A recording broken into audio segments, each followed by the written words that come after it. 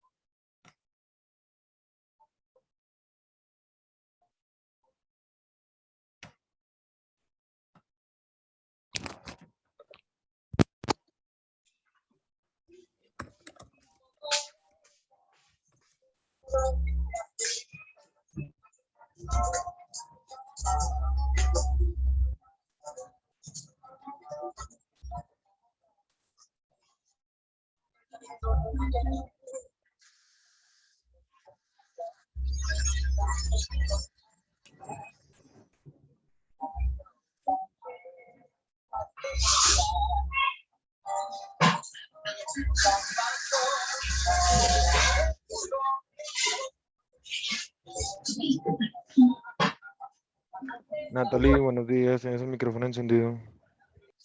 ¿Yo? Sí.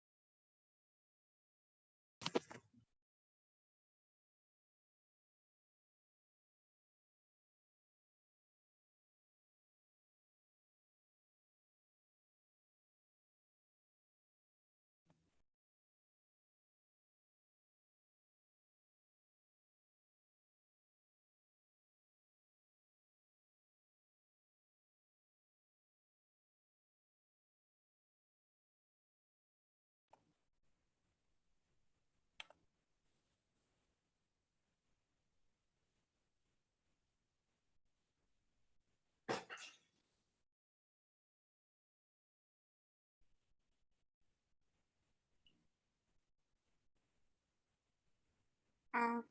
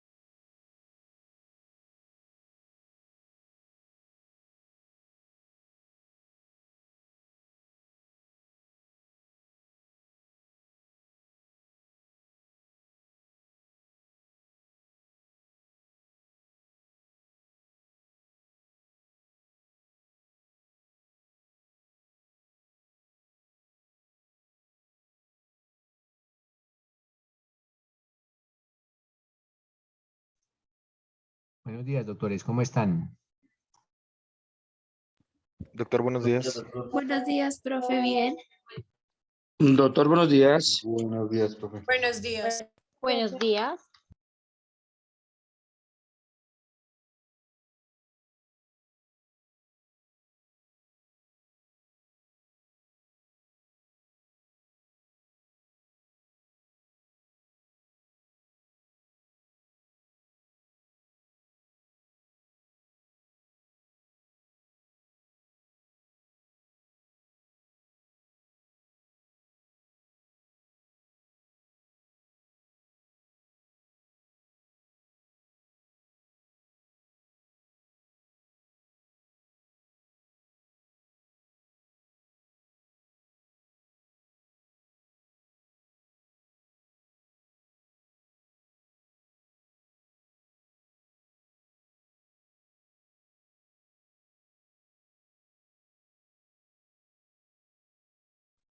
Bueno, doctores, ya vimos conceptos como el de homicidio.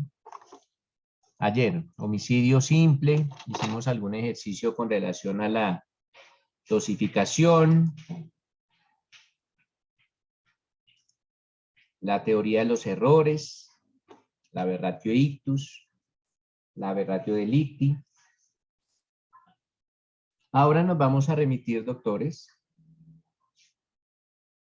al artículo 104 del Código Penal, que habla sobre el homicidio agravado. Ojo, el homicidio agravado. Este homicidio trae una pena mayor a la consagrada en el homicidio simple. ¿Por qué? Porque se va a castigar con una mayor severidad, con una mayor drasticidad para esta persona que cometa el delito bajo alguna de las especiales circunstancias consagradas en cada uno de los numerales del artículo 104. Vamos a empezar numeral o a explicar numeral por numeral. Entonces, ¿quién desea darle lectura al artículo 104 solo hasta el numeral primero? ¿Quién desea hacerlo? ¿Me escucha? ¿Quién? ¿Patricia? Patricia, te escucho. La pena será de 400 meses a Espera. 600 meses de prisión Sí. si la conducta descrita en el artículo anterior se cometiere. 1. En los cónyuges o compañeros permanentes. En el padre y la madre de familia, aunque no convivan en un mismo hogar. En los ascendientes o descendientes de los anteriores y los hijos adoptivos. Y en todas las demás personas que de manera permanente se hallara integrada a la unidad doméstica. Gracias, Patricia. Para explicar este primer numeral es importante tener en cuenta lo siguiente. La misma Constitución política, de pronto alguno de ustedes que vaya buscando su Constitución política en el artículo 42. Entonces les decía que la misma Constitución política protege a la familia porque es la institución base del Estado o de la nación. Es el núcleo fundamental de la sociedad. Entonces, por eso, la familia goza de una protección y esa protección es una protección elevada a rango constitucional, tal como lo indica ese artículo 42 de la Constitución Política. ¿Alguien, por favor, le puede dar lectura al artículo 42 de la Constitución Política? Buenos días, sí, señor. Por favor, Víctor. Artículo 42. La familia es el núcleo fundamental de la sociedad. Se constituye por vínculos naturales o jurídicos, por la decisión libre de un hombre y una mujer de contraer matrimonio o por la voluntad responsable de conformarla. El Estado y la sociedad garantizan la protección integral de la familia. La ley podrá determinar el patrimonio familiar inaliable e inembargable. La honra, la dignidad y la intimidad de la familia son inviolables. Las relaciones familiares se basan en la igualdad de derechos y deberes de la pareja y el respeto recíproco entre todos sus integrantes. Cualquier forma de violencia en la familia se considera destructiva de su armonía y unidad y será sancionada conforme a la ley.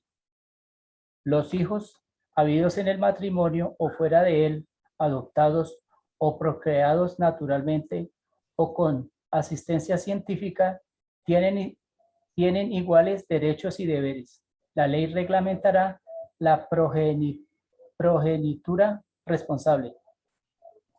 La pareja tiene derecho a decidir libre y responsablemente el número de hijos y deberá sostenerlos y educarlos mientras sean menores o impedidos. Las formas del matrimonio, la edad y la capacidad para contraerlo, los deberes y los derechos de los cónyuges, su separación y la disolución del vínculo se rigen por la ley civil. Los matrimonios religiosos tendrán efectos civiles en los términos que establezca la ley. Los efectos civiles de todo matrimonio cesarán por divorcio con arreglo a la ley civil. También tendrán efectos civiles las sentencias de nulidad de los matrimonios religiosos dictadas por las autoridades de las respectivas religión en los términos que establezca la ley.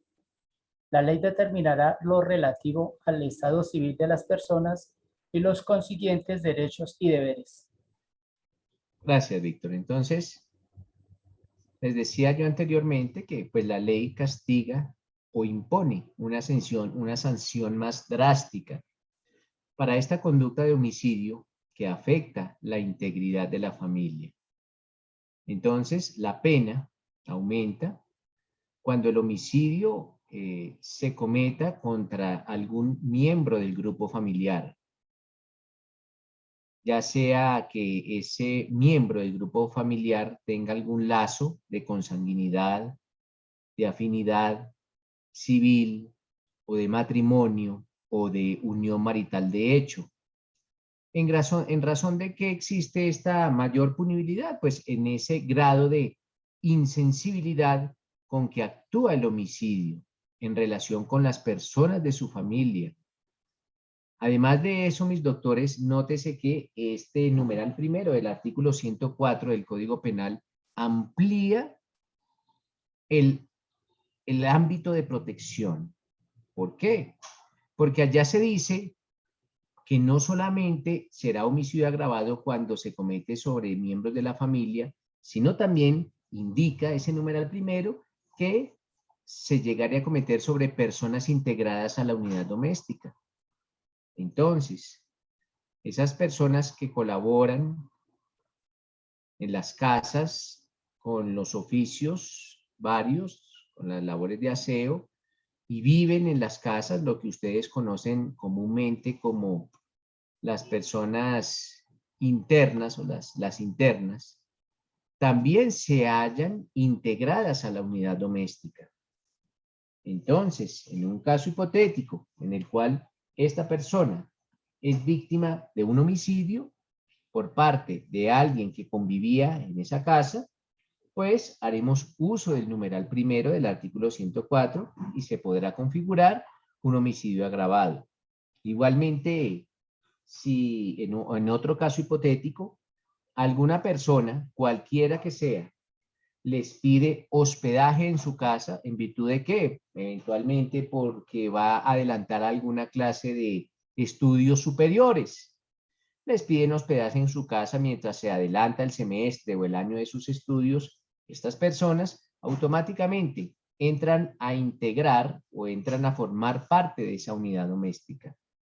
Y les repito, en caso tal que estas personas fueran eventualmente víctimas de un delito de homicidio, pues hablaremos del homicidio agravado por cuanto, si bien es cierto, no hacen parte de la familia, pero sí se integraron a la unidad doméstica. Entonces, el ámbito de protección es aún mayor. Ese es el primer caso. En la doctrina, doctores, en la doctrina, en los libros de Derecho Penal Especial, ustedes encontrarán algunas expresiones o algunas palabras o algunos vocablos que indican lo siguiente.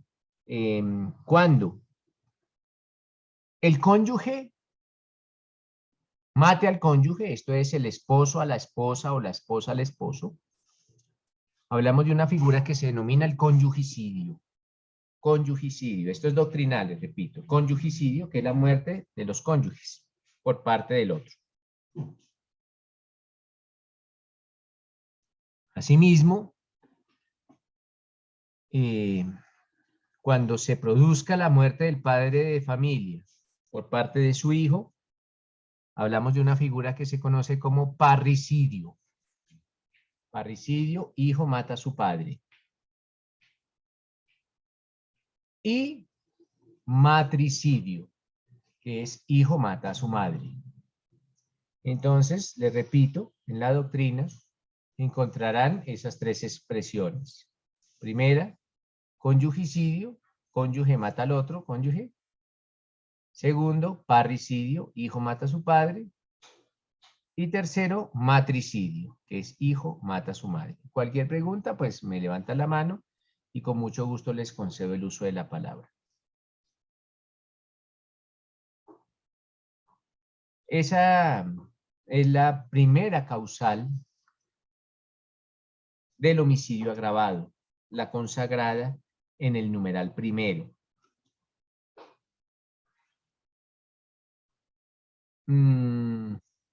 Como voy a tratar en la medida de lo posible que tengan como un stock o como un inventario de jurisprudencias con relación a los temas que vayamos evacuando. Algunas de ellas, repito, algunas de ellas las subiré a la plataforma.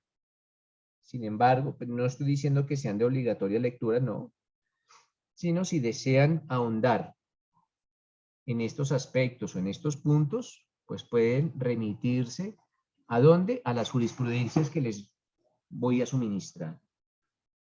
Sobre esta primera causal de agravación del homicidio, existe una jurisprudencia. Todas las jurisprudencias que yo indique, o bueno, la mayoría de jurisprudencias que yo indique son proferidas por la Sala de Casación Penal de la Corte Suprema de Justicia. Ojo, Sala de Casación Penal de la Corte Suprema de Justicia. Y sobre esta especial primera forma de agravación del homicidio, existe una sentencia del año 2003, la 15915. Ojo, 15915 del año 2003. Esa es la primera sentencia que ustedes podrán consultar sobre esta primera forma de agravación. Les repito, la sentencia 15915 del año 2003. Segundo numeral, doctores. Alguien que por favor lea el segundo numeral del artículo 104.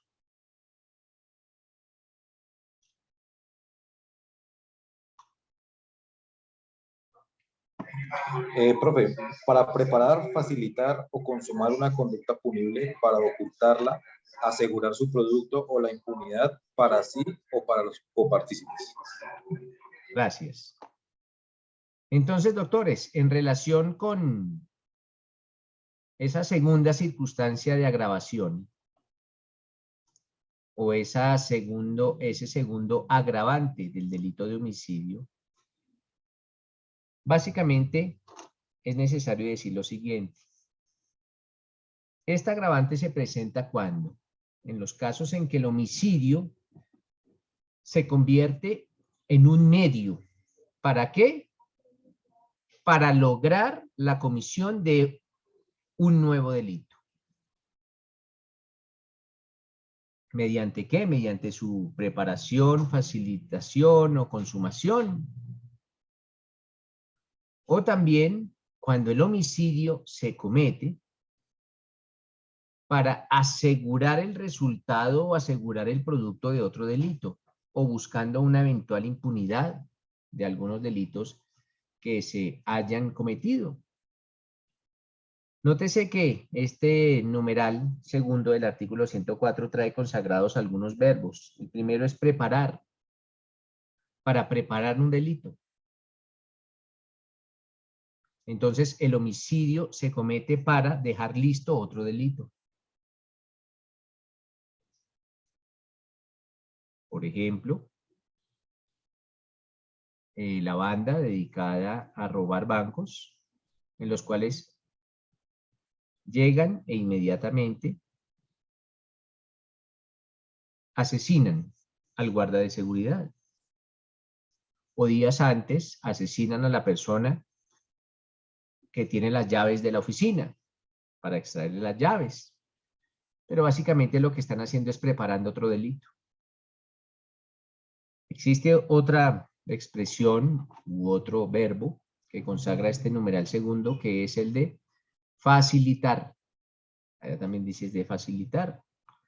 Pues cuando nosotros hablamos de facilitar, estamos haciendo alusión a hacer fácil algo o hacer posible la ejecución de algo o hacer posible la consecución de algún fin.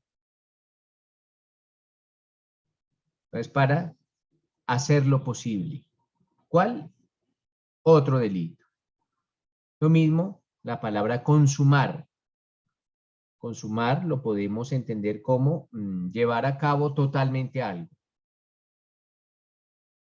Entonces, en este caso, la comisión del delito de homicidio sirve a esa persona para consumar un delito. Siempre que se presente esta circunstancia de agravación, mis doctores, hablaremos de la figura de ¿qué? Hablaremos de la figura de los concursos. Acordémonos en nuestro derecho penal general cuando les expliqué los concursos. Les indicaba por aquel entonces que existían cuatro clases de concursos: el concurso homogéneo, el concurso heterogéneo, el concurso simultáneo y el concurso sucesivo. Entonces, siempre, ojo, siempre que se trate de esta causal, el homicidio irá concursado con otro delito, irá acompañado con otro delito. ¿Por qué? Porque el homicidio se cometió o para preparar o facilitar ese delito o para consumarlo y no dejar huellas o no dejar testigos. Entonces el delito siempre vendrá acompañado de otro. Y cuando hablamos de dos o más delitos bajo unos mismos hechos, pues se presenta la figura del concurso de delitos.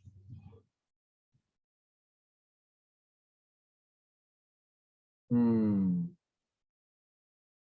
ejemplo para de pronto dos carros que se encuentran en un garaje y alguien desea hurtarlos. Y para hurtar esos dos vehículos que se encuentran en un garaje de un condominio, A y B matan a 3 personas encargadas de su custodia o de su vigilancia.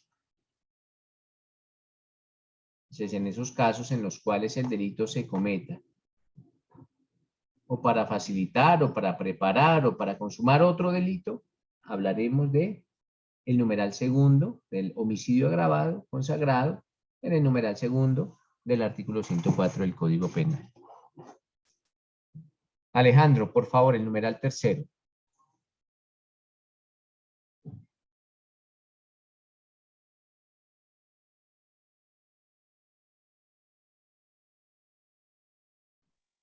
Profe, yo. Bueno, John, perfecto, por favor. Un momento. Numeral tercero, don Alejandro Sánchez.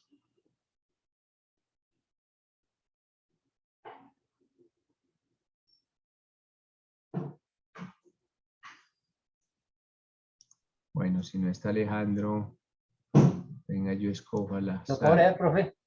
Claro que sí, Víctor, por favor. Dice, por medio de cualquiera de las conductas previstas en el capítulo 2 del título séptimo y en el capítulo primero del título 8 del libro segundo de este código. Listo, gracias, Víctor. Bueno, entonces lo repito yo nuevamente, que una inexactitud ahí es por medio de cualquiera de las conductas previstas en el capítulo segundo del libro 12. El número que está ya en números romanos es el 12. Y el capítulo primero del título 13. X más 3 rayitas es 13 y X más 2 rayitas es 12, del libro segundo del Código Penal. En ocasiones, para las personas que no tienen alguna destreza en manejar nuestro Código Penal, pues es difícil ubicar cuál es el capítulo segundo del título 12º o el capítulo primero del título 13º, pero yo pues tengo la obligación de decirle, en estos casos hablamos de algunos delitos, ojo, de algunos delitos que ocasionan un perjuicio ya sea real o potencial y no solo afectan al sujeto pasivo, sino que nos afectan a toda la comunidad. En estos casos, ¿qué delitos se hablan en estos capítulos y en estos títulos? Pues básicamente se hablan del delito de incendio, del delito de daño en obras de utilidad social, de provocación de inundación, de derrumbe, de perturbación en el servicio de transporte público o colectivo, el delito de obstrucción de vías públicas que afecten el orden público, el siniestro o daño en nave, el pánico, el disparo con arma de fuego contra vehículo. Básicamente, estos son como algunos de los delitos que se consagran en ese título y en ese capítulo.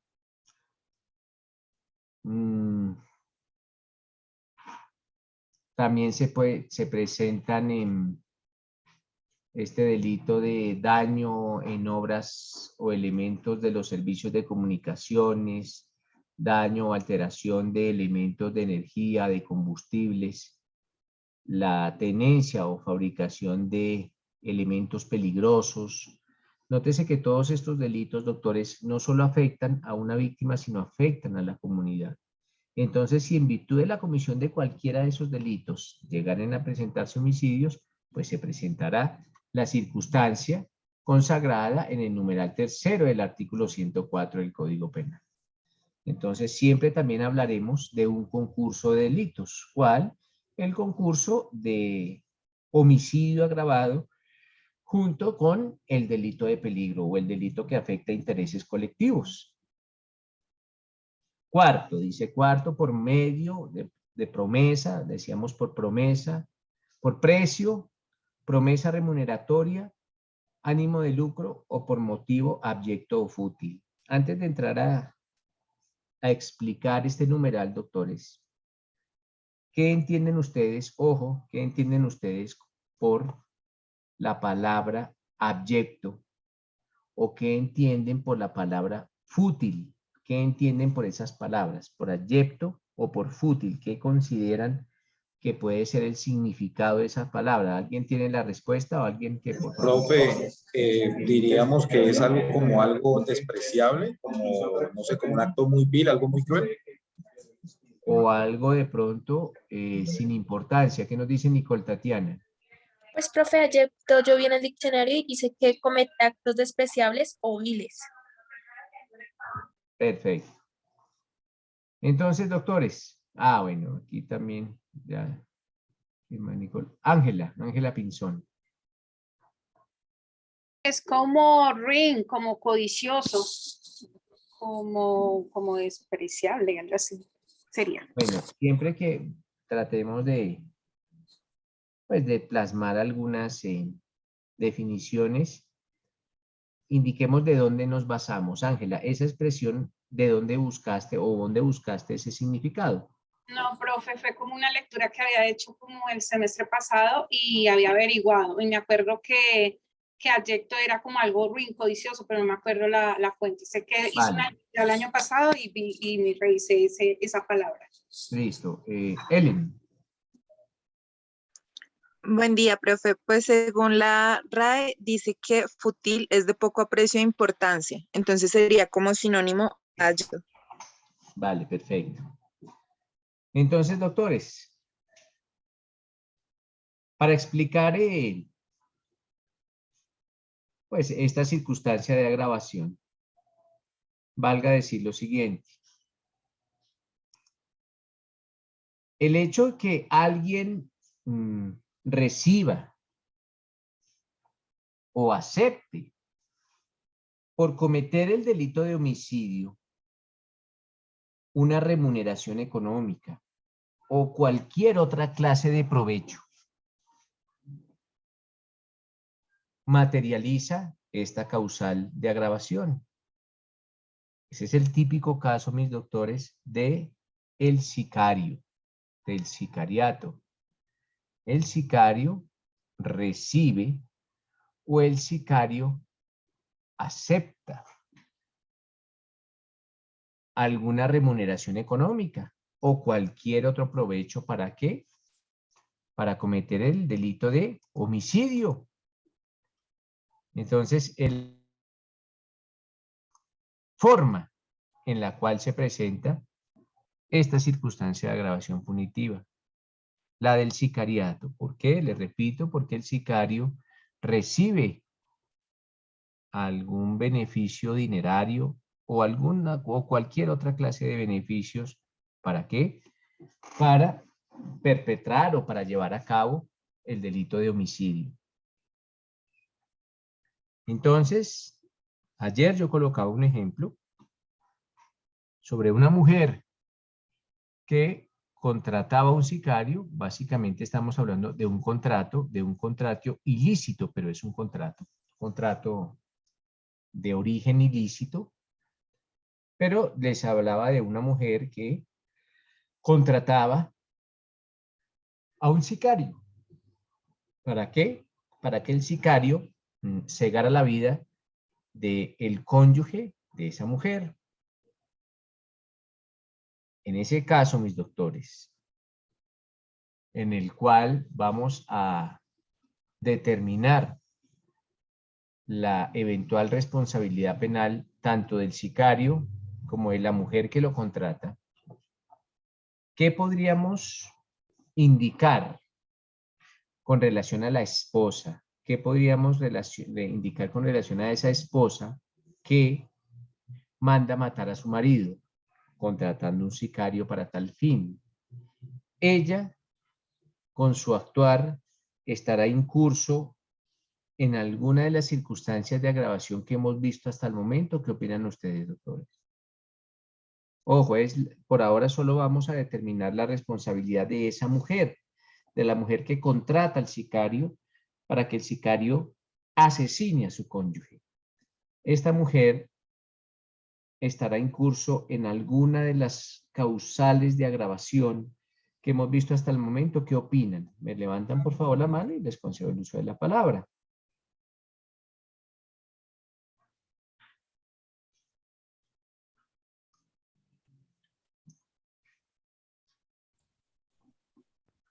¿Qué nos dice Elber Martínez? Doctor, buenos días. Doctor, sí, yo lo vería en el literal 1, que cuando hablábamos de los cónyuges o compañeros permanentes, porque es la esposa y paga para que asesinen a su esposo. O sea, usted dijo, no estoy seguro, conyugicidio, algo así. La palabra, discúlpeme, no la... Entonces yo la vería relacionada por ese lado. Listo, Helber. ¿Qué nos dice José Torres? Doctor, buenos días. Yo creo que ella es una de las principales, ¿cómo le diría yo?, autoras de ese homicidio como tal.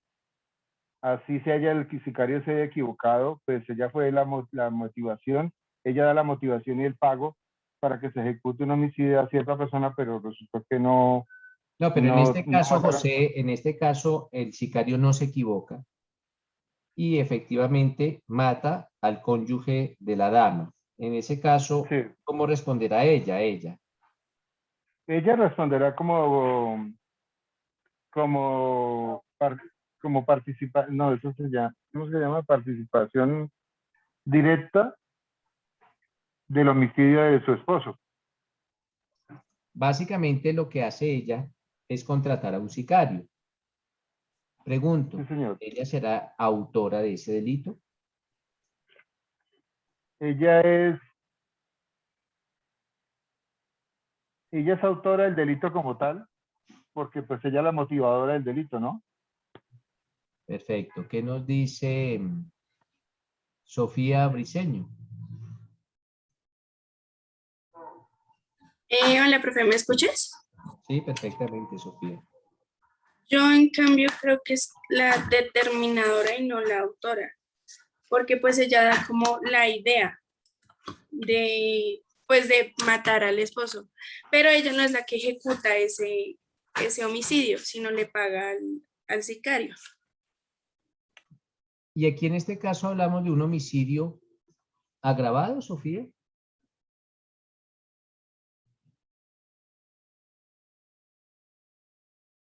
¿Qué nos dice Sofía? ¿Será el homicidio agravado?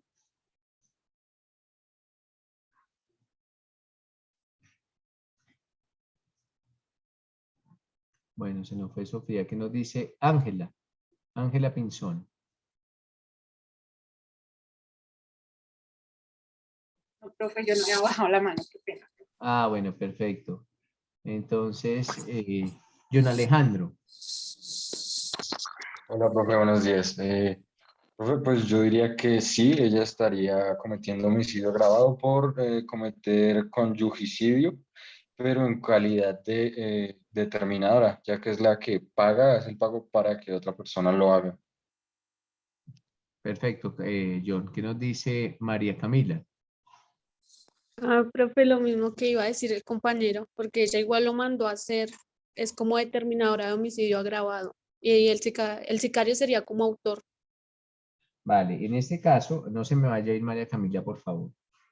En este caso, hablamos de que la dama es determinadora, nunca será autora del delito. Ella es determinadora del delito de homicidio agravado. ¿Y por qué homicidio agravado? Pues básicamente porque mandó matar a su cónyuge y el cónyuge está incluido en el numeral primero del artículo 104, pero en calidad de determinadora, nunca en calidad de autora. Ahora bien, teniendo como norte que esta persona es la determinadora, ¿por qué? Porque hacen nacer la idea criminal en el autor. Entonces esta mujer que mandó matar a su marido, y ya sabemos que es determinadora, en caso tal, de pronto para María Camila la pregunta, en caso tal que esta persona sea hallada responsable del delito de homicidio agravado en calidad de determinadora, ¿cuál es la diferencia de la pena entre el autor y el determinador, María Camila? ¿Lo recuerdas?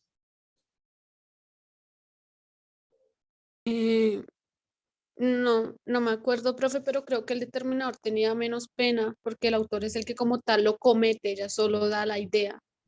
¿Quién recuerda cuál es la diferencia entre la pena que se le impone a un determinador y la pena que se le impone a un autor? ¿Alguien lo recuerda?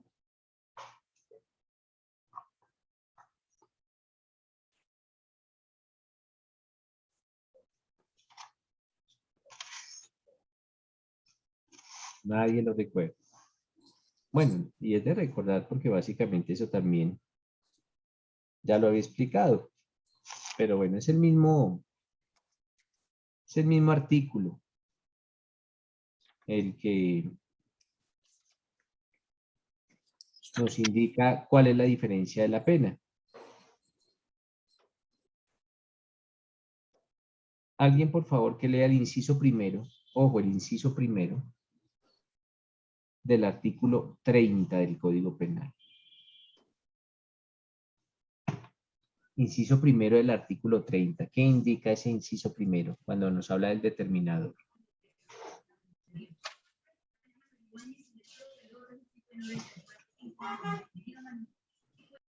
Espéreme, yo escojo a quién lee. Espéreme en un momento, no haya nadie, yo escojo a quién lee. Laura López, ¿está en clase? Sí, profe. Listo, Laura, léeme por favor el inciso primero del artículo 30. Son partícipes el determinador y el cómplice. Pero espérame, Laura, más lento, por favor. Son partícipes el determinador y el cómplice. ¿Qué dice más adelante, Laura? Quien determine a otro a realizar la conducta antijurídica incurrirá en la pena prevista para la infracción. ¿Qué quiere decir eso con relación a la pena? Quiere decir eso, mis doctores, gracias, Laura. Quiere decir eso, que la misma pena que se le impone al autor es la pena que se le impone al determinador. O sea, no existe ninguna diferencia entre la pena del autor y la pena del determinador. No existe ninguna diferencia en la pena, les repito, en la pena. Entonces, esta dama que mandó matar a su marido, pues básicamente tendrá la misma pena, ojo, la misma pena de el autor material del delito. Básicamente, tendrán la misma pena. Lo que pasa es lo siguiente, que si la fiscalía imputa o acusa a esa dama como determinadora del delito, pues tendrá que probar que determinó a otra persona, que fue quien le hizo nacer la idea criminal al autor material del hecho. Siempre todo, pues con base en nuestro derecho probatorio. Entonces, doctores, en este caso se presenta esa figura de el determinador. ¿Por qué? Porque esta persona le paga a alguna otra para que cometa el delito de homicidio. Pero en este caso, que es el típico caso del sicariato, aquí solo lo que se castiga no es al determinador, sino a quién, al determinado. Esto es, a esa persona que acepta, ojo, acepta ese dinero o esa promesa remuneratoria para cometer el delito de homicidio. Entonces, por eso indica ese numeral por precio, porque le pagaron para matar o le prometieron. Entonces, esta persona, el sicario o el quien cometió el delito, el autor material, recibió alguna remuneración económica o recibió cualquier otra clase de provecho. Existió un contrato ilícito y esta clase de actuar merece una mayor severidad o un mayor reproche. También, mis doctores, aparte del precio o promesa remuneratoria, también se consagra como homicidio agravado que él se presente por un motivo abyecto o fútil. Cuando hablamos de motivo abyecto, tal y como ustedes lo decían, pues es algo miserable, algo egoísta, algo, en ocasiones las palabras abyecto y fútil se dan como sinónimos. Fútil es algo superficial, algo sin importancia.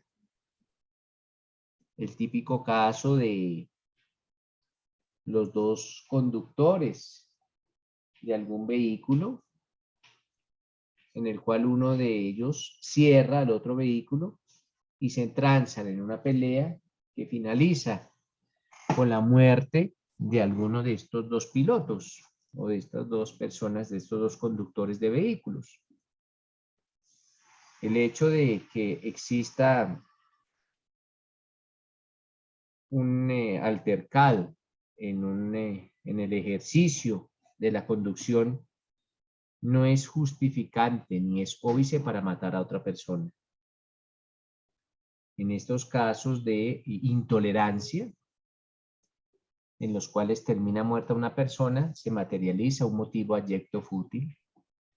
También en los casos de personas que matan a otras por una camiseta, por un ser seguidores o ser hinchas de algún equipo de fútbol. Son motivos sin importancia, son motivos fútiles. Y el asesinar por un motivo fútil, trae una pena mayor de la consagrada en el artículo 103 del Código Penal. Es mayor el castigo. Ojo con esos motivos abyectos o fútiles. Son motivos sin importancia o motivos sin ningún valor. Sobre la diferencia entre el motivo abyecto y el motivo fútil, también hay una jurisprudencia de la Sala de Casación Penal de la Corte Suprema de Justicia. Y es la sentencia 22.106. Ojo, la 22.106 del año 2006. Ojo, esa sentencia realiza la distinción entre el motivo abyecto y el motivo fútil. La 22.106 del 26 de enero de 2006. Por si necesitan o quieren ahondar en este aspecto del motivo abyecto o fútil. Siguiente numeral, numeral quinto.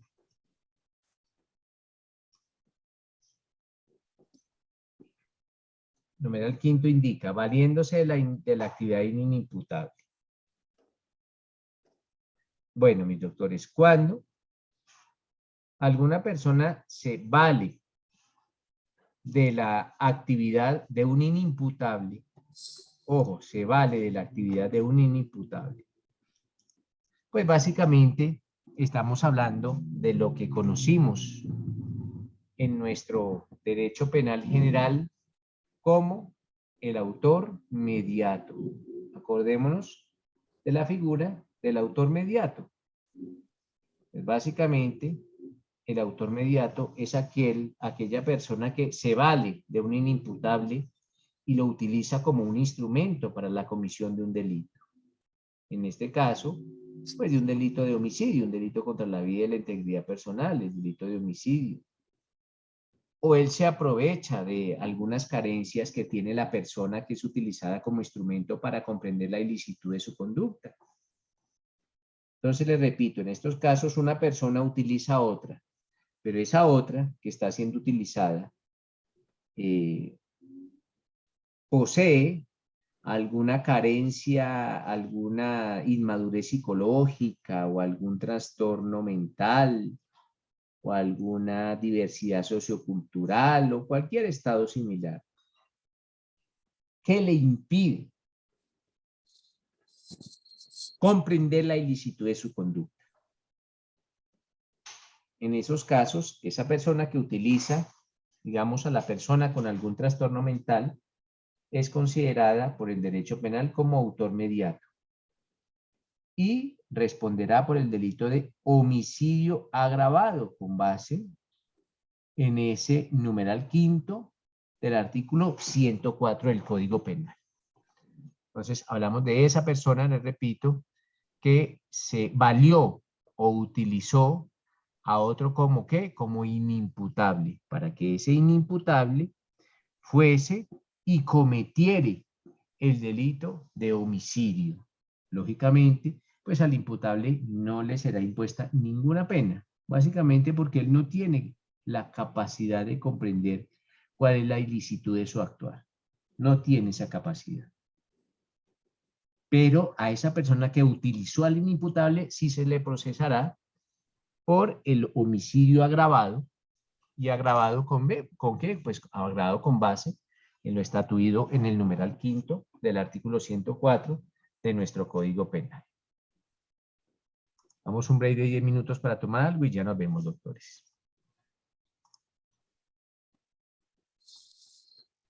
Gracias, doctor. Perdón, al artículo que dijo el profe, al numeral ¿cuál? ¿Quinto o cuarto? Quinto. Muchas gracias. Sí, quinto.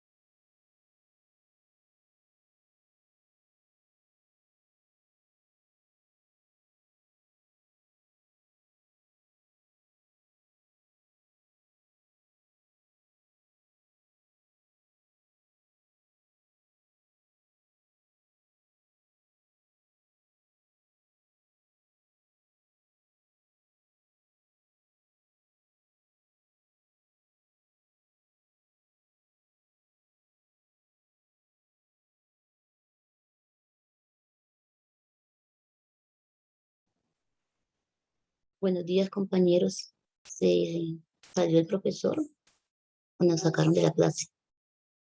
El profe dio 10 minutos de receso para tomar algo. Ay, qué pena, amigo.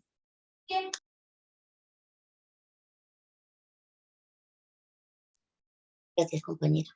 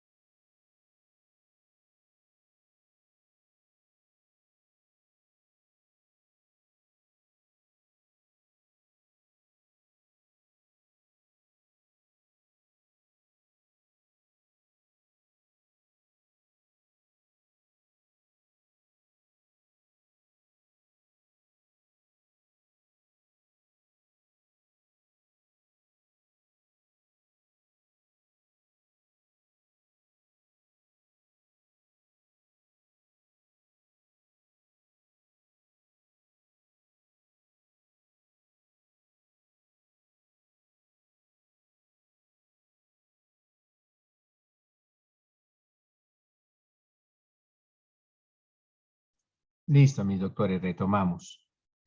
Entonces estábamos en ese numeral quinto del agravante del homicidio, del artículo 104, que indicaba valiéndose de la actividad de un inimputable, y pues se decía básicamente que esa persona que se vale de la actividad del inimputable, esto es, de esa otra persona que tiene algún grado de inmadurez psicológica o de trastorno mental que le impide comprender la ilicitud de su conducta, no tendrá ninguna pena. Básicamente, ¿por qué? Porque no hay dolo. Él no sabe lo que está haciendo. Si no sabe lo que está haciendo, pues no podríamos indicar que su conducta es dolosa, pero sí castigar a quien lo está utilizando.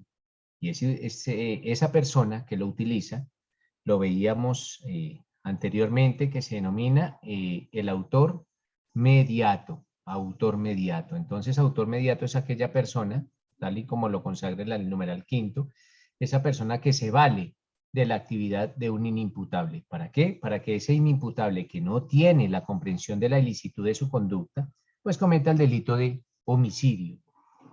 Entonces, aquí hablaremos de un autor, o como le denomina también el derecho penal, ejecutor mediato, autor mediato. Y sobre él podrá eventualmente responder por el delito de homicidio agravado.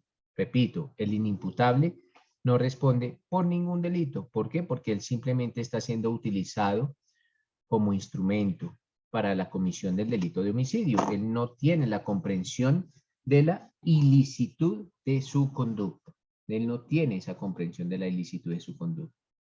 Eso consagra ese numeral quinto del artículo 104. Ahora bien, doctores, el numeral sexto dice que será otra de las causales que agraven el delito de homicidio cuando el delito se comete con sevicia. Acordémonos, mis doctores, que la sevicia es aquella acción por la cual se hace sufrir a la víctima de dolores innecesarios, o que ese homicidio se comete con crueldad, con tortura física o con tortura psicológica. Básicamente, haciendo padecer a la víctima de graves y grandes dolores. En un caso hipotético, bueno, este no es hipotético, este es un caso de la vida real, en el cual una pareja de jóvenes, él tiene 20 años para la época de los hechos y ella tiene 17 años. Son novios, deciden acudir a una tienda o a una cantina o un bar, como ustedes quieran denominarle. Esto ocurrió en la localidad de Ciudad Bolívar. Esta pareja de novios acude a este sitio, a este establecimiento, con el objeto de departir algún licor. Estando allí, la chica le dice a su novio que va a ir al baño y se demora un tiempo considerable. El novio le extraña la demora de su novia y va en su búsqueda, va a buscarla, observando que la novia está chateando con algún otro enamorado. Y ante ese hecho, el novio esgrime o saca de su bolsillo un arma cortopunzante, una navaja, y le propina a su novia 78 puñaladas. Esto ocurrió en la vida real, este caso lo tuve. En ese caso, se puede llegar a pregonar o se puede llegar a indicar que ese homicidio fue cometido con tortura. ¿Por qué? Porque se cometió con bastante crueldad sobre la víctima. El tema de... José, lo escucho.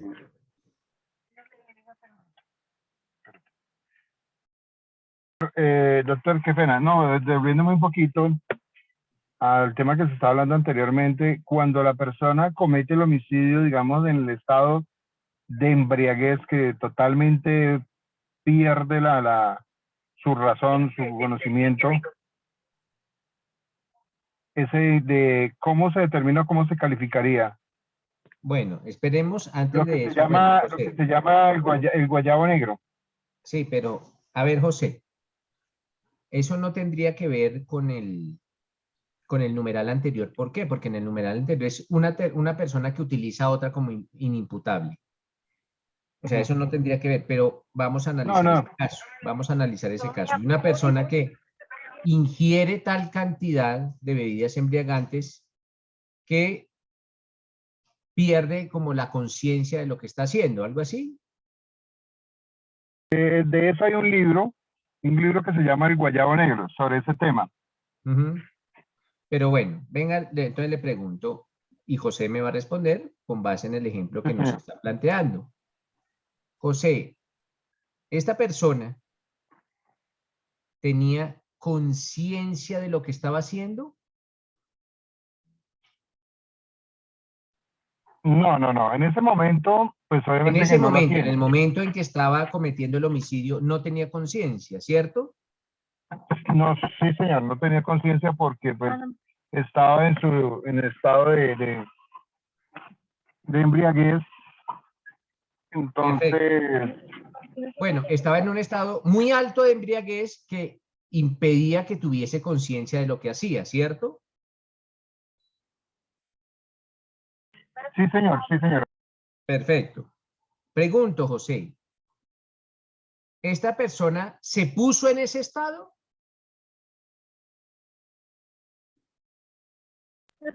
De pronto, pues, o sea, la intención no está en él colocarse en ese estado para cometer un delito. Pero... No, yo no estoy preguntando si se puso en ese, pero él se puso en ese estado. Sí, obviamente, o sea, él se colocó en ese estado cuando de tanto ingerir licor. Listo, José. Cuando él se pone en ese estado, eso en derecho penal se llama preordenar la conducta. Él preordena su conducta. Y si él preordenó su conducta, él responde penalmente. Precisamente por eso, porque él preordenó su conducta. Entonces, siempre que se presenten esos casos en los cuales las personas preordenan su conducta, esto es, se ponen en un estado en el cual pierdan la voluntad, las personas responden penalmente como si no lo hubiese, como si estuviesen conscientes de los hechos. ¿Vale, José? Eso es como Sí, señor. el sicario o la persona que también consume grandes cantidades de droga y hace que pierda su conducta y comete un delito, pues él se puso en ese estado y él responde penalmente. Ah, bueno, señor.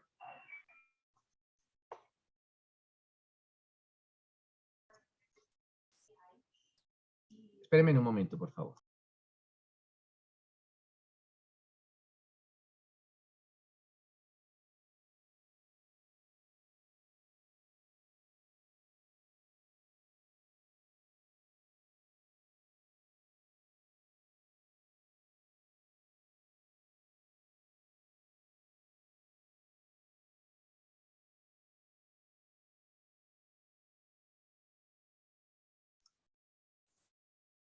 Listo, mis doctores. Entonces, continuamos.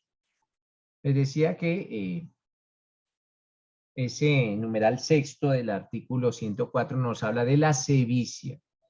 Y básicamente hablamos de la sevicia cuando ese homicidio, porque estamos hablando del delito de homicidio, se hace sufrir grandes dolores a la víctima, con crueldad o porque se le tortura física o psicológicamente.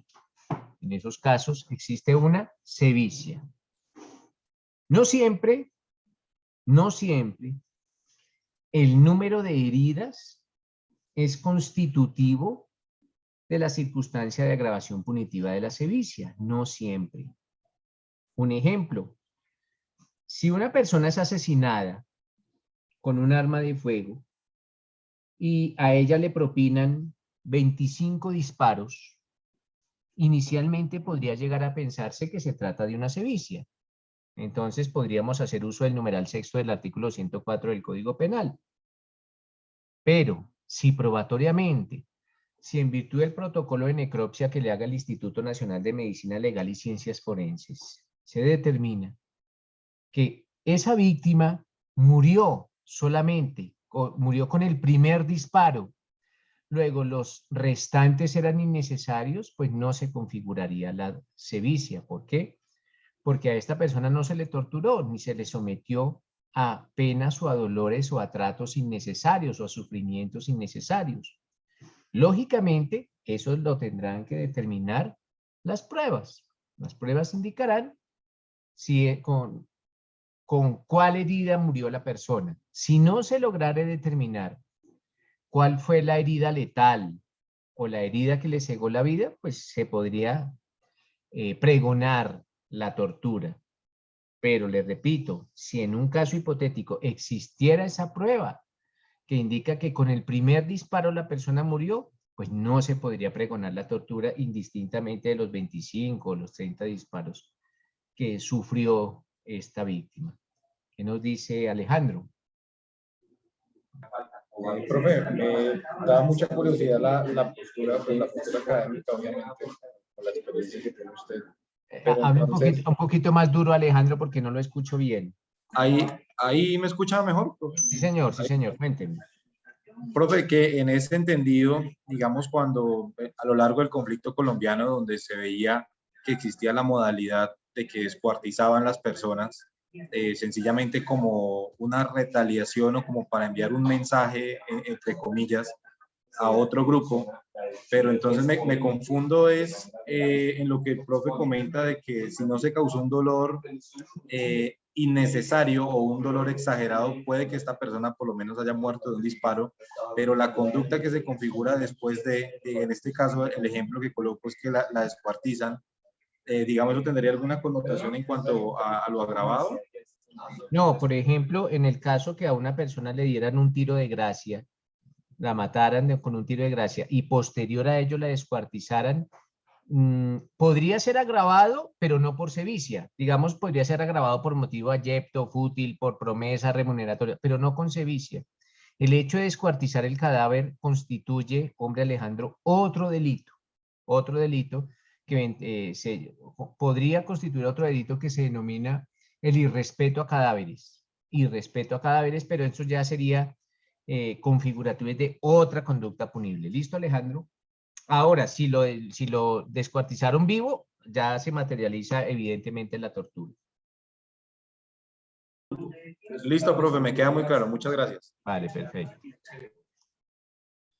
Listo, mis doctores. Entonces, en eso consiste ese numeral sexto del artículo 104 que agrava el delito de homicidio.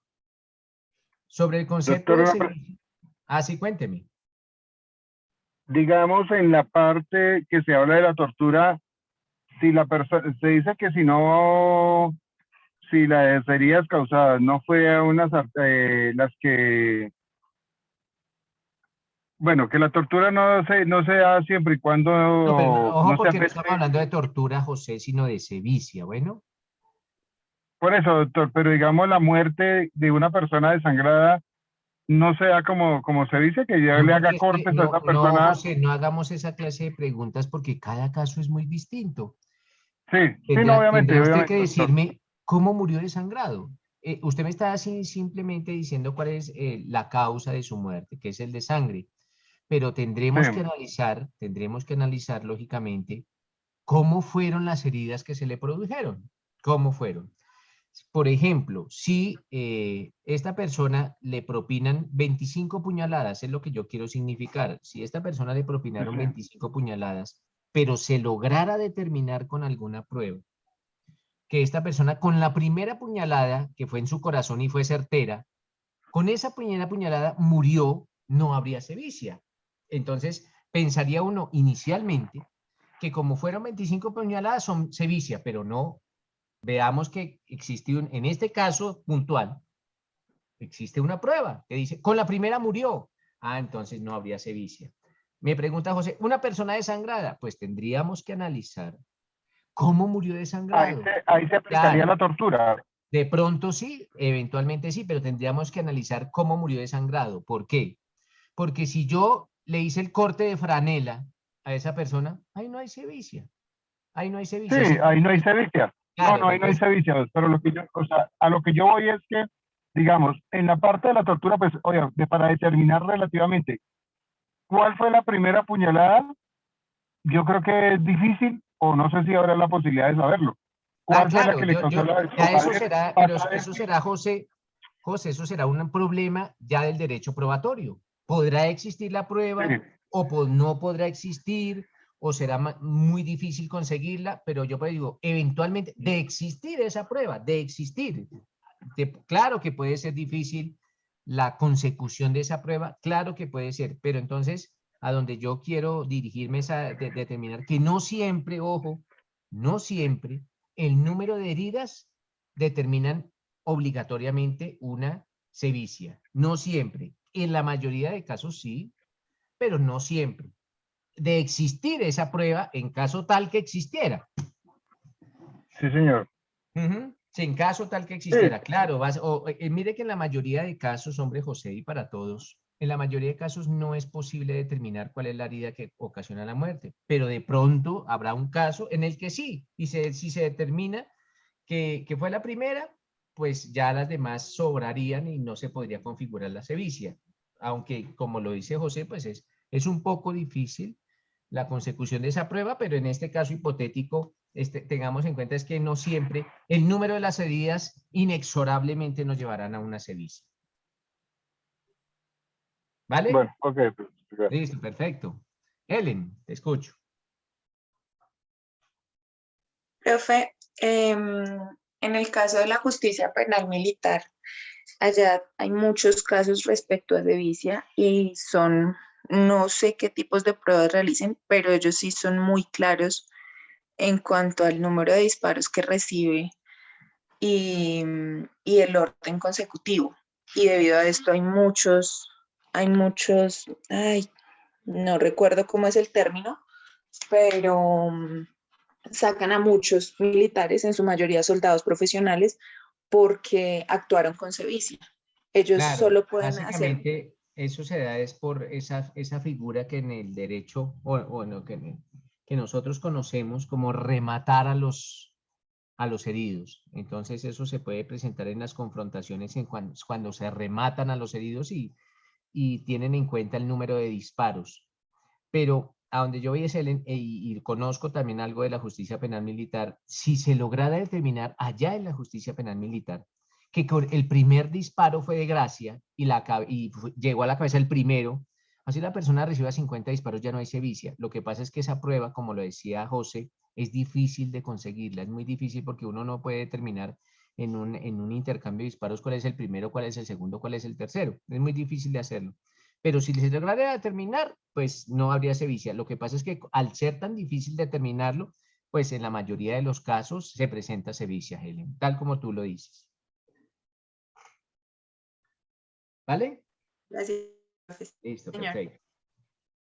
Entonces les decía a mis doctores que el concepto de sevicia también lo tiene plasmado una sentencia de la Sala de Casación Penal de la Corte Suprema de Justicia. Es una sentencia del año 2011.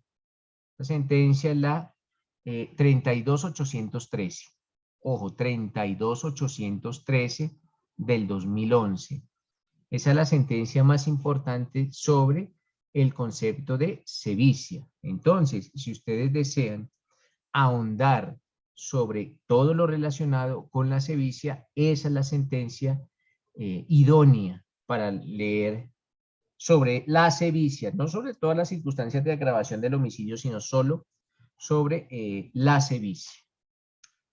Numeral séptimo. Dice, colocando... Uy, qué pena. ¿Cuál Sí, cuénteme. sentencia? Es una sentencia del año 2011, la 32813. Gracias. 32813. Esto es como para que en sus vacaciones, si no tienen nada que hacer, pues se pongan a leer jurisprudencia. Y esas jurisprudencias son muy amenas para leerlas, no son tan fastidiosas porque habla de cosas de temas muy puntuales como la sevicia en este caso, para que nosotros tengamos un concepto más amplio, les repito, sobre la sevicia. Numeral séptimo, doctores, de la causal de agravación dice colocando a la víctima en situación de indefensión, de inferioridad o aprovechándose de esta situación. Esta circunstancia de agravación está plasmada en el Código Penal desde tiempos muy remotos. De hecho, en el Código Penal de 1936 ya estaba plasmada esta circunstancia de agravación. Y en ese Código Penal de 1936 se utilizaban o estaban plasmadas algunas figuras en el Código Penal que, si bien es cierto, hoy en día en la Ley 599 del 2000 o nuestro Código Penal no están plasmadas como sí lo estaban en el Código Penal de 1936, tienen plena aplicabilidad, se aplican. Algunas de las siguientes modalidades en las cuales se puede colocar a una persona en situación de indefensión o inferioridad. Las siguientes modalidades son las modalidades son las siguientes. La primera se denomina la insidia. Ojo, acuérdense de la insidia. ¿Y qué es la insidia? La insidia consiste, doctores, en colocar a la víctima en un estado de indefensión o en un estado de inferioridad por un engaño. La engañé. Ojo, la engañé. Y en virtud, doctores, que la engañé a esa víctima, engañé a la víctima, pues en virtud de ese engaño, esa víctima es puesta en una condición de inferioridad o en una condición de indefensión. A ese engaño, mis doctores, también ustedes le conocen como el ardid. Entonces, mis doctores, cuando yo hable de ardid o hable de engaño, estoy hablando exactamente de lo mismo. Entonces, les repito, ¿en qué consiste la insidia? Ojo, insidia. En colocar a la víctima, en este caso del delito de homicidio, en un estado de indefensión o en un estado de inferioridad por un engaño o por un ardid. La engañé y producto de ese engaño, esa persona se colocó en un estado de inferioridad o en un estado de indefensión. Y yo aprovecho ese estado de inferioridad o indefensión y la mato. Se denomina insidia esa primera forma o esa primera modalidad.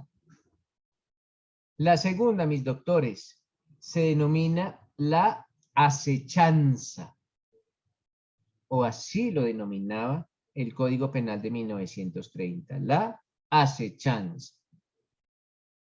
Y cuando hablamos de una acechanza, hablamos de una situación que ha sido premeditada y esa situación premeditada le permite al homicida o a la persona que perpetra el delito de homicidio actuar sobre seguro. ¿Por qué? Porque la víctima es ingenua. Esa acechanza, mis doctores, la utilizan mucho en lo que se denomina una emboscada. Una emboscada es una acechanza, porque yo voy sobre seguro. Es una acción premeditada. Estoy en un lugar seguro. Y en la mayoría de ocasiones es difícil a la víctima defenderse. ¿Por qué? Porque realizo sobre él una emboscada. Ojo, la acechanza. Tercero, la alevosía. La alevosía. La alevosía, mis doctores, es un acto, es considerado como el acto de asegurar el resultado criminal, que es, en este caso es el homicidio, asegurar el resultado criminal, ¿por medio de qué? Por medio de una traición, la alevosía. Lo que nosotros conocemos como matar por la qué. Acuérdense, matar por la, ¿qué parte del cuerpo?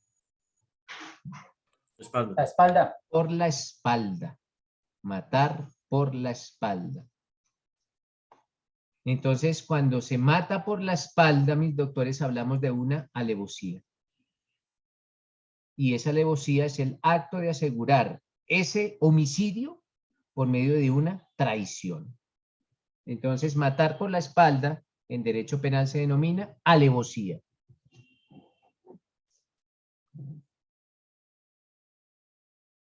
Por último, ese Código Penal de 1930 hablaba del envenenamiento. Ojo, envenenamiento. Y el envenenamiento, doctores, es ese atentado contra un ser humano y que se lleva a cabo por medio del empleo de alguna sustancia capaz de producir la muerte. Una sustancia nociva para la salud, pero es capaz de producir la muerte. No todas las sustancias nocivas son capaces de producir la muerte.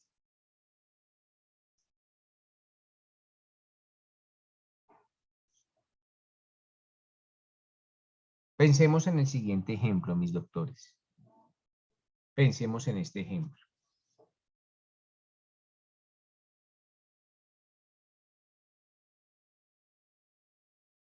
Una persona tiene dos enemigos. Cualquier persona tiene dos enemigos.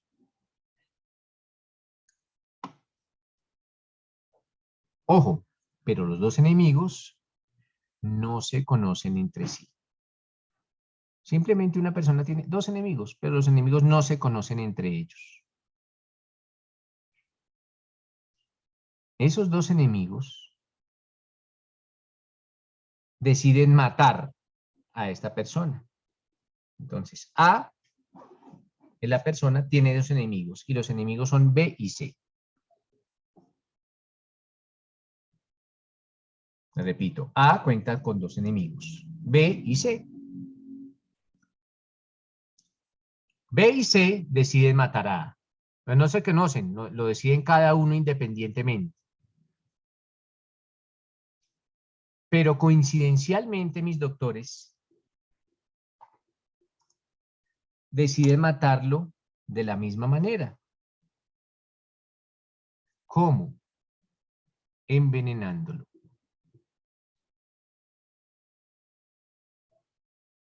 Para tal fin, B invita a A tomar un tinto.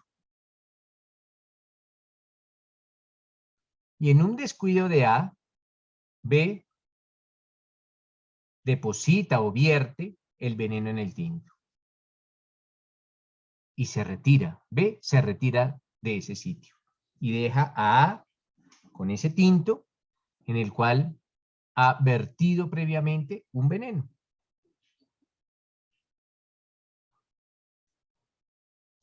En ese momento llega C y observa a su enemigo A.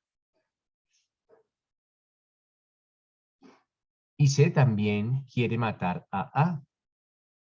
Y también lo quiere matar envenenándolo. ¿Qué hace C?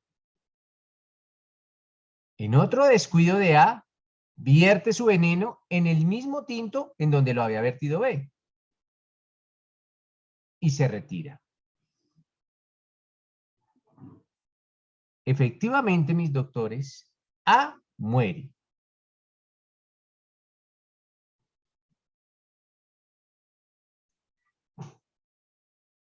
En el protocolo de necropsia, o en lo que se conoce popularmente como la autopsia, pero técnicamente es el protocolo de necropsia, se logra determinar lo siguiente: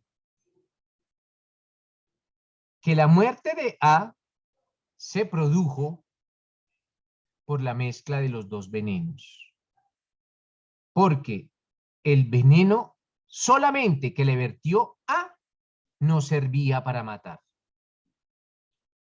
Y el veneno, únicamente el veneno que vertió B tampoco, bueno, repito, el veneno que vertió B no servía para matar. Y el veneno que vertió C tampoco servían para matar.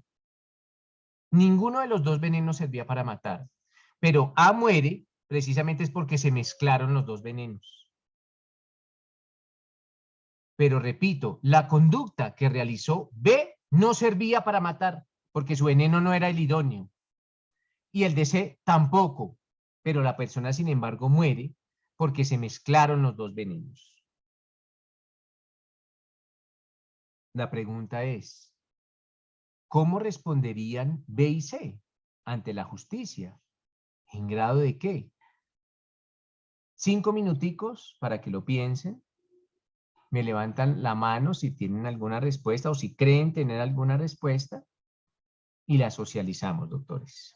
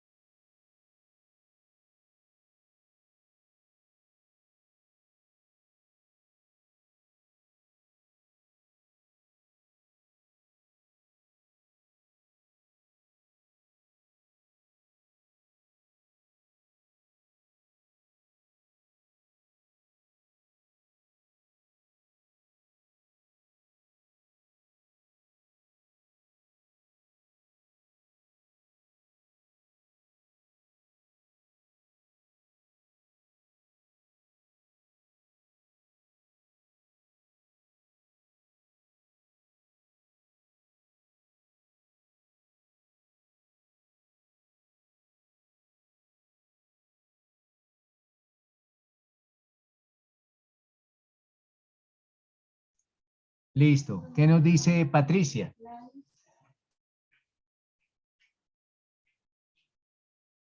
Doctor, Cuéntame, Patricia. doctor, yo pienso que estaríamos frente a un caso de coautoría propia, ya que ambas personas actuaron sin distribución del trabajo criminal y hacen lo mismo, realizan la misma acción. Listo, Patricia. Acuérdate que la coautoría propia siempre, ya sea la propia o sea la impropia, siempre va a necesitar o siempre va a requerir que se pongan de acuerdo, que haya un acuerdo de voluntades. Sino lo que pasa es que la coautoría propia no existe división del trabajo y en la coautoría impropia sí existe división del trabajo criminal. Pero partimos de la base que existe un acuerdo común, un acuerdo entre cada uno de los coautores. Y en este caso, nótese que los enemigos, esto es B y C, ni siquiera se conocían. No se conocían, entonces no podríamos hablar de un acuerdo. ¿Vale, Patricia? Entonces, ¿serían autores? Claro, pero entonces siempre analicemos el comportamiento individual de B y el comportamiento individual de C. Ni siquiera ellos se conocían, simplemente por alguna casualidad del destino realizaron lo mismo. Pero repito, sus venenos no servían para matar. El veneno de cada uno de ellos no servía para matar. ¿Vale, Patricia? ¿Qué nos dice Estefanía? Doctor, lo Buenos último, días, doctor, lo que pasa es que Sí, Patricia, aquí cuéntame. estaba mirando que los requisitos para considerarse autor es que el aporte se dé mientras se está cometiendo el delito, que el aporte sea importante. Entonces, un veneno sin el otro no habría hecho efecto. Y Claro, que pero eso la es, tú persona estás tenga hablando dominio de la coautoría, y aquí no existió acuerdo, nunca hubo acuerdo. Si no hay acuerdo, no podemos hablar de coautoría. Y bueno, ahora bien, tú tienes que analizar, si no hay coautoría, tienes que analizar el comportamiento de cada una de las personas, no el comportamiento, porque uno no responde, Patricia, por lo que hacen otros. Uno responde es por lo que hace uno mismo. Tú no podrías responder por lo que realiza otra persona. Entonces tienes que hacer el análisis de cada uno de los comportamientos, no de la suma de los comportamientos, porque la suma de los comportamientos llevaría a que una persona responda por lo que está haciendo otro, que nunca se puso de acuerdo con él. ¿Vale, Patricia? Listo. ¿Qué nos Buenos dice días, Estefanía? profe.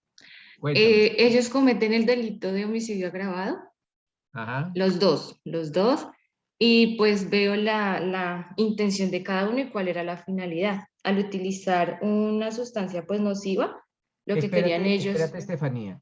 Se determinó, nota, Estefanía, que las pruebas indican que los venenos no servían. Los venenos de cada uno de ellos, ¿no? Los venenos individualmente considerados no servían. Profe, Entonces, pero al aplicar el veneno, pues la intención de cuando uno le aplica un veneno a una persona no es de purgarla o, no, o de es de echarle algo, matarla. es de hecho, matarla. Ajá. pero entonces mira lo siguiente.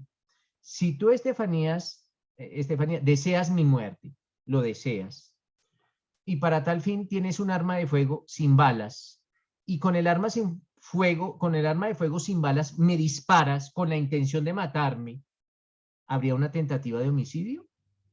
Sin balas. Ojo que el arma no tiene balas, pero me disparas, o sea, me disparas y pues nunca va a salir ningún disparo porque el arma no tiene balas. Activas o percutes el arma y no hay armas, no hay disparo.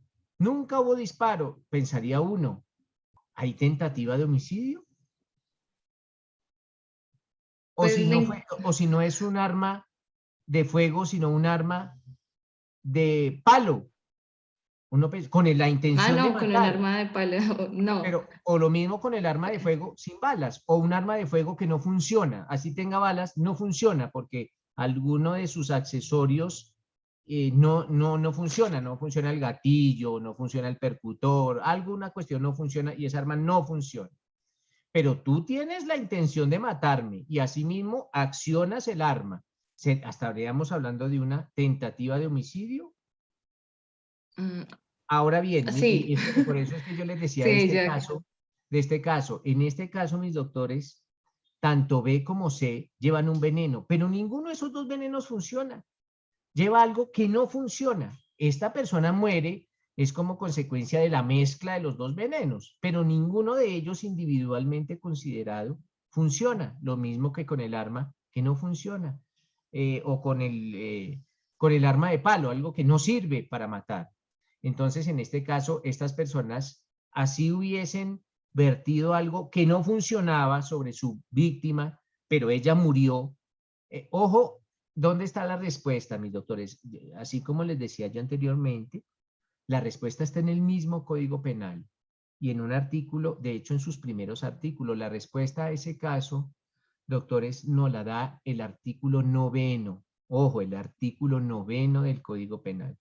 Si nosotros analizamos con profundidad el artículo 9º del Código Penal, allí vamos a tener la respuesta a ese caso que es un caso problemático, claro que sí es problemático, pero la respuesta la da el mismo código, el artículo 9º del Código Penal. De hecho, el artículo 9º del Código Penal habla sobre la conducta punible.